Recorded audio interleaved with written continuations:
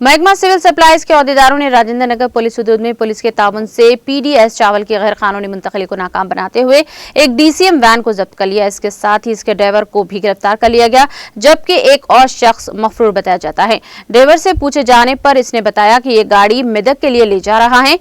ASO Saroj की निगरानी में ये कार्रवाई अंजाम दी गई। నా పేరు సరోజ, నేను ASO civil supplies Saroornagar circle office వచ్చి రాజేందర్లో ఉంటుందండి.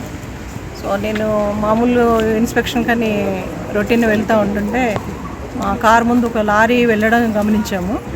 అదే నియరెస్ట్ మా ఆఫీస్కి దగ్గరలోనే రాజేందర్ నగర్ మెయిన్ రోడ్ మీద ఒక లారీ వెళ్తుంటే దాన్ని ముందుకెళ్ళి ఆపి కనుక్కున్నాము.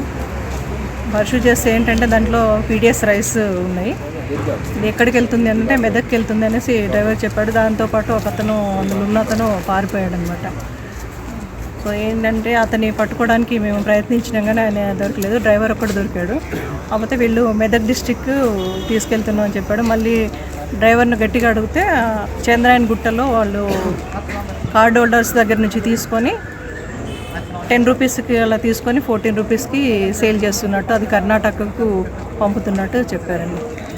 అది మేము అది 6A కేసు నమోదు చేసేసి ఆ డ్రైవర్ని రాజేంద్ర పోలీస్ స్టేషన్లో హ్యాండ్ ఓవర్ చేసి 52 క్వింటాల్స్ అది కిస్మత్పుర గోడౌన్కు అప్పగించి కస్టడీలో పెట్టాము. ప్లస్ అది కేసు నమోదు 6A కేసు కలెక్టర్ గారి దగ్గర నమోదు చేసాము.